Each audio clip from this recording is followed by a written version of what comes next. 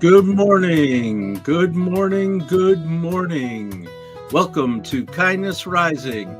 Let me ask you something. When you hear the word confidence, what do you picture? For a long time, I thought confidence was tied to being the loudest person in the room, the toughest guy in the room, and the one who never showed a doubt. But today, we're going to flip the script on that. Because what's real confidence doesn't come from pretending to be tough and to have it all together, but from knowing who you are and having the courage to show up fully with your heart. That's the kind of confidence I want to have, the kind built on kindness, emotional honesty, and vulnerability. It isn't just changing lives, it's changing the definitions of strength and toughness and what it means to be a man in the world today. This is Kindness Rising.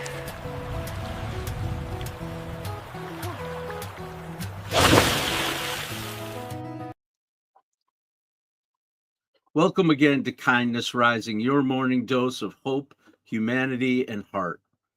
Confidence isn't about dominance or control. It's about grounded self-worth. When a man is truly confident, he's not trying to prove anything to anyone. He's not posturing. He's not performing. He's at ease. And because he's at ease, he can lead better, love better, work better, and show up fully as himself. But here's the problem. Society tells us that to be a man, we've got to hold it in, to be tough. Don't cry. Don't feel. That's not confidence. That's fear wearing a mask. I've experienced that mask myself. I'm not bringing it today because I left my tooth upstairs. You guys know I have a little gap in my tooth here. I got a little piece I wear, but today I left it upstairs. I'm a little tired this morning too, because my kids were out until almost 2 a.m. at a concert. And of course, as a good dad, I stayed up and made sure they got home safe. So I'm running on fumes here. But guess what? I showed up just like I do every day. But like I said, being tough, acting dominant, that's not confidence. That's just fear. Okay, I apologize to my friends on the horizontal. My stream just went down on the vertical. I'm going to try to reconnect over there while I keep going here. I don't know exactly what happened. Apparently, the gremlins want to come out today. All right, the stream is back on the vertical. Thank you all for sticking with me while that happened. But we're talking about confidence. We're talking about the mask that we wear when we try to act tough and grit it out and hide our emotions, and the fact that I haven't always been that way, and uh, and I've also sorry, I'm a little confused this morning here. let's do a reset, everyone. Thanks. I'm losing people. When a man is truly confident, he's not trying to prove anything, right? He's just trying to be at ease, to be himself, not wear a mask. I've worn that mask before. I've tried to do things the tough way, the gritted out way, the swallow your pride way, all those things. And it just doesn't work. It didn't work for me. Fortunately, I discovered that by embracing my true self, my deeper self, and bring my full self that contains multitudes like the facets of a diamond. I can be transparent. I can be transparent. And that transparency leads to a life of peace. When we stop pretending to be tough, we can actually be tough. A friend of mine calls it being king of my own castle or master of my own domain. Now, those of you out there that are Seinfeld fans, you know that statement, but that's not what I'm talking about here. I'm talking about being in absolute control of yourself. And being king of the castle should not be misconstrued as being a dominating force. A true king, he doesn't need to dominate through fear and pain. A true king leads with purpose and empathy and knows that their dominion can thrive because he takes care of himself and embraces his own full humanity. What it means for me in the real life is that I no longer have to be afraid. I no longer have to pretend to be tough because I'm confident in myself. It wasn't always that way for me. I grew up a very sensitive person, actually, despite my classic American boy upbringing and leaning into the cultures of being a tough guy. I played in the dirt. I played with my Tonka trucks and war games, and from a certain generation, we played cops and robbers and cowboys and Indians, and it was always about uh, battles and fights and that kind of thing. Also, in a classic way, I was a little bit interested in dead animals, roadkill, dead birds in the yard, those kind of things. But here's the interesting thing about that: as I was thinking about this episode, I was interested in that stuff, poking it with a stick or whatever.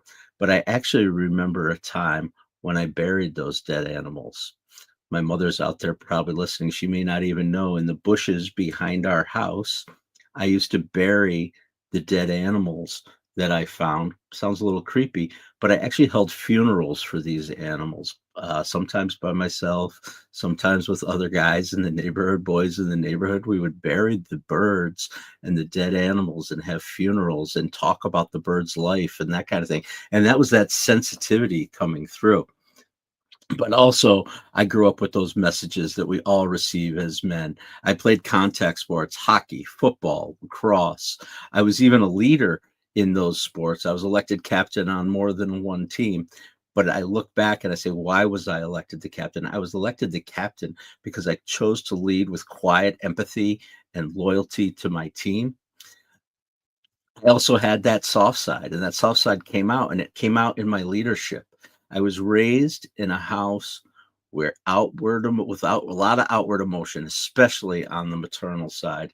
My mother's family is Italian, very passionate. There was a lot of crying and yelling and being chased with wooden spoons around my house, and there was a lot of emotion, and that was actually a good thing. I used to think it was a problem, that it made me too soft, it made me too sensitive to be so connected to those emotions, but it's actually a good thing. But as a kid, I wore my emotions on my sleeve sometimes. There was a time when I had to stand up in front of an assembly and talk about some things, and I started crying in front of the entire school. Used to, I talked about this on Friday or Thursday, that I got in a little bit of trouble with my group of friends, and the reason was ultimately is that I overshared with one of my friend's parents about stuff that was going on. I was sitting around a table with the mother of one of my buddies and just started talking, and I overshared, and that was not a good choice. As a kid, I actually liked art and books and music. I was in the drama club. I even took a knitting class at the Jewish Community Center in town.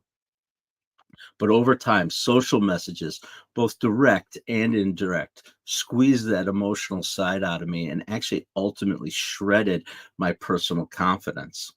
I remember back in the 80s, 70s and 80s, growing up, uh, that one of the biggest insults that as a guy could be called was to be called gay. Obviously, that has changed a lot. I don't believe that being gay has anything to do with your ability to be strong or a good human being. But being called gay was like an ultimate insult, and I was called gay at times. I was also told to grit it out at times.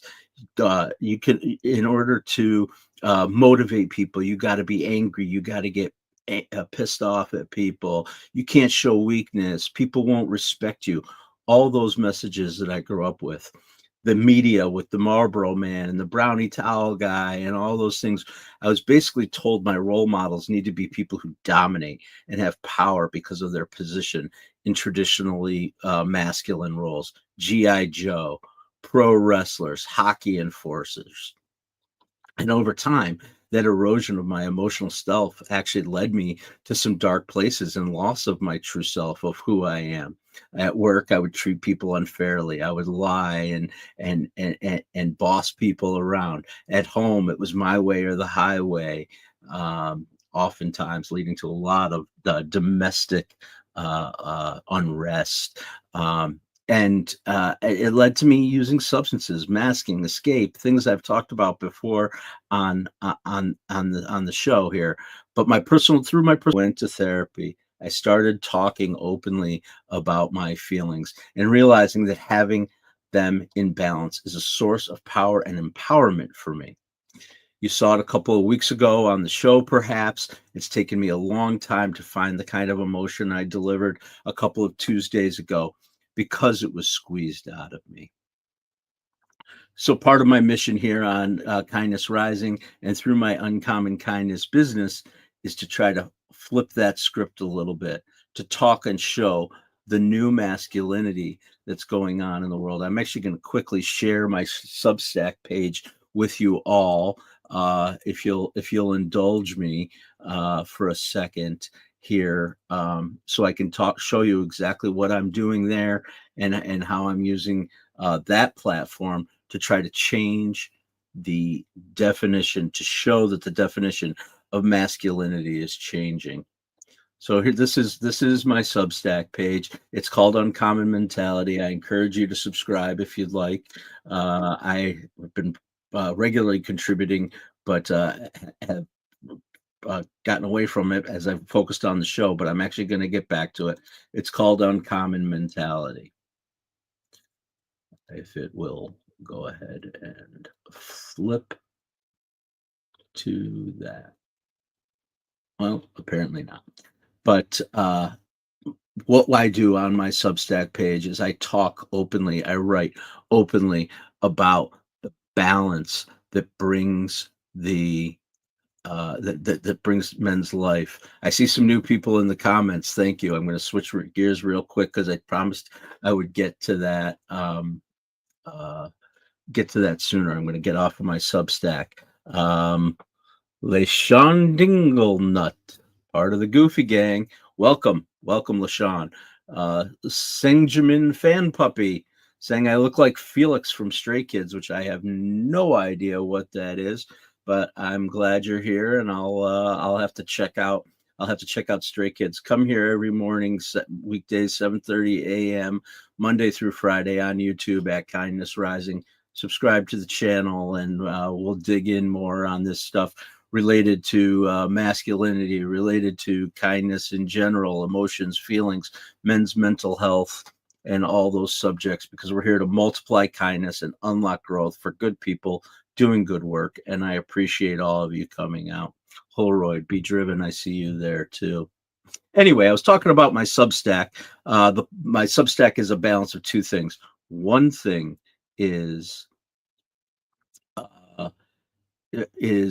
I write about emotions. I write about emotional intelligence and leadership and those kind of things.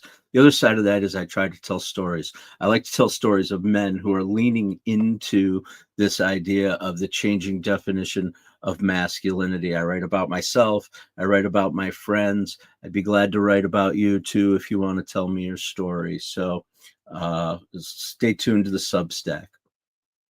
But here's the thing. Ultimately, I'm building a life filled with confidence, not arrogance or entitlement, balanced with empathy and understanding, and using my own values as my true barometer for how I'll behave. Because through that way, I become king of my own castle. Thank you for listening.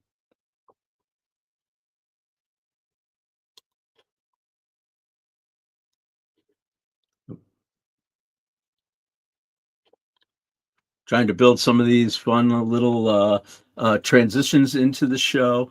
I'm actually going to change things up. Those of you who've been following along with me, I'm going to change up my kindness good news, and we're going to call this now the Kindness Compass. So when men give themselves permission to feel, and I mean really feel, we open up a whole new spectrum of confidence. Our emotional range allows us to be strong and soft, to be leaders and listeners, to be truly human. And when we do that, we end up communicating better. We build better relationships with our partners, our children, our friends. We handle pressure with more calm and resilience. We feel seen, not just admired for what we do, but loved for who we truly are. Vulnerability, believe it or not, is a power tool. It fuels authenticity, and authenticity builds trust in business, in life, and everywhere. So let's get into building confidence through emotional expression. How do we get there? As I've talked about before, we got to start small. We want to get curious about our emotions. Ask, what am I really feeling right now? Get to the bottom of it. When we start to feel that anger welling up, or we start to feel sadness or those negative emotions, let's talk about and feel exactly how we feel. Start practice naming your emotions. There's lots of tools out there on the web about emotions. We've all probably seen them, cards with different emotion emojis, faces on them. Start naming those emotions, because when you start naming them, you understand them better. You can find them faster, and you can take a hold of them and embrace them. I'm not saying to mask them. I'm saying to embrace them and understand. And just acknowledging, I'm feeling sad right now. I'm feeling angry right now. I'm feeling disappointed, or I'm feeling happy. I'm feeling joy. I'm feeling optimistic. All those positive emotions too. Emotions are not just the negative things. So start practice naming your emotions. Find a safe place to share those emotions. I do that in therapy. I do that with my friends. There are lots of peer groups out there forming all over the place. And actually, I'm going to talk about some of those and take some emotional risks. Speak up when you're scared. Say it. Offer help when you're unsure. Tell someone you care. You'll be surprised how well it will be received, and how people want that from us as men. They want us to care. They want us to show that we understand, that we have empathy. And as leaders in business and in our homes and everywhere we go, it will be a power tool for us. They're small acts of courage, emotional courage, and over time they become the foundation of self-trust and confidence. And then people start to have confidence in you too. So that's today's kindness compass. We're going to shift over to our kindness spotlight now. We all know, excuse me, our kindness spotlight is a time in our show when we talk about organizations, people that are out there living these themes, living these concepts that we talk about. There's some amazing organizations out there helping men do exactly what we're talking about, to embrace their emotionality, to embrace their full selves, all those facets of the diamond that really help us shine. I'm going to talk about a couple of those. Let's talk about the Mankind Project. Some of you may have heard this. It's a huge group, huge movement happening on the internet. The Mankind Project, not your average men's group. The Mankind Project is where emotional courage meets accountability in a circle of trust. It's a global nonprofit dedicated to help men leading their lives of integrity, of emotional depth, and purpose. It's been around since the 80s. It's helping create places where men can speak from the heart, examine their emotional lives, and be supported by peers without, shame or judgment. It's built around peer-led men's circles. This is the idea of a support group. Some of them meet weekly. Men are invited to be vulnerable, to listen deeply, and learn from each other, to be held accountable with kindness towards each other. They have their signature experience. It's called the New Warrior Training Adventure. It's a weekend retreat where people go out and they do emotional breakthrough, they do physical breakthrough, and it's brotherhood building. 65,000 men have initiated the Mankind Project worldwide. There's over 1,000 men's weekly circles across continents, and they're expanding to online circles. The pandemic, we know, changed everything, and that's one thing they've done. They've really leaned into the online circles. In-person is great. I love in-person groups like that. I've attended them before. I've attended AA. I've talked about that. Another place, great place to share if you're struggling with alcohol or other substances. Sharing in those circles openly, vulnerably, and listening openly, vulnerably is a key to growth. I've learned that through my experience. It's been proven. So I encourage everyone to get involved in some kind of a group or a place where they can express themselves emotionally. The other thing that Mankind Project is doing is they've leaned into a couple of marginalized populations. I hate to use that term. I don't know why I did, but I did. But they have groups that are forming around LGBTQ men and around people of color and indigenous populations. And we're actually going to talk about that tomorrow. Tomorrow's theme is going to be mental health equity, because it's not even men of with differences. There's differences in the way that mental health is approached, and there's differences in the way that the resources that are out there. So check out mankindproject.org, search for an MKP Men's Circle near you, get involved. It will lead to better emotional growth. Let's move on to a couple of real world examples. Tough outside, kind inside. Not just nonprofits, but actual people, leaders, names you might recognize. The first one I'll talk about is Jeremy Renner. You might know Jeremy Renner as Hawkeye from the Marvel series, and probably most are aware that he had a life-threatening accident, a brutal accident. He was out there trying to help people with his snowplow during a blizzard, and had a terrible accident. But he's actually become a loud advocate of kindness and being present. His strength comes from gratitude and softness, and not just his action roles and his tough guy image. Anybody ever seen the movie The Town? You'll know about that. It's actually a great movie, but Jeremy certainly plays not the kindest, softest guy in that role, but that's just his role. He's actually describing his shift towards vulnerability, his family priority, and his philanthropy through Renovation Foundation, and he's become more present, kind, and connected than probably some fans expect. Then there's Travis Kelce. We all know the Kelce brothers are on the rise. Taylor Swift's man. He's a beast on the football field, but off the field, he actually credits his parents with raising him to lead with kindness and humility. He's known for his athletic toughness, but he credits his parents with shaping his kind and genuine persona. He embraces kindness as a core value and proves it daily off the field. Those are a couple of men that are showing us that you can be powerful and kind at the same time. You can be masculine and vulnerable at the same time. You can be both and more, because we all contain multitude. We all have all the facets of those diamonds that help us shine. And this matters. It matters very much. It matters practically. It matters in business, where vulnerability can build better teams and stronger leaders. In relationships, it deepens trust and love. In daily life, it reduces stress. It sharpens our focus and brings meaning, because when we stop hiding, we start living. And when we live with confidence rooted in kindness, we give permission to everyone else to do the same. That's quiet leadership, leadership by example. You can make a difference. Thank you very much. Let's move on to our kindness call. Kindness call. Everybody hear that? Okay. So every day I like to give a little challenge, part of the program, around our theme. We had some ups and downs today. Like I said, all my pistons aren't firing quite due to lack of sleep. It shows the importance of getting good sleep.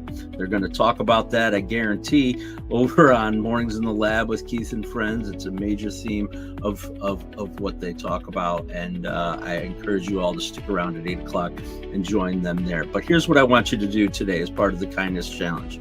Do one thing. Think about one thing that you can do that's emotionally brave. Just one. That's all it takes to start.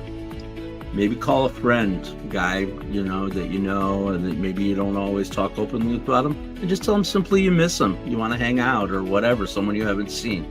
Maybe you want to go to your partner and just admit the way you're feeling. I'm feeling overwhelmed. I did it this weekend, actually, with Heather. We sat down and I just said, you know what? It was a rough week last week. There was a couple things, a couple disappointments, a couple setbacks. that happened, and I just know I'm not myself. And she was able to be empathetic to me in that way, and it helped me to not act out against those feelings by expressing them. Ask for help. That's a key one. It's ingrained in us not to ask for help. We have to grit it out. We can do it all ourselves. We've got all the tools. We do have all the tools. One of the tools is asking for help. I've really leaned into this a lot. I used to think I had to know it all, and if I didn't know it all, I was somehow lesser. But now I ask for help, and I ask for information, and I learn, and I lean in with curiosity. And when I do that, I take a moment and I breathe. I notice how my vulnerability makes me stronger and not weaker. So that's what I want you to do today. One act of courage, kind emotional courage for yourself. Get out there and do it. I promise it'll make your life better. And I can't believe it. We're at the end of the show. I'm going to bop into the comments. Danielle, thank you very much for showing up. You do every day, pretty much every day.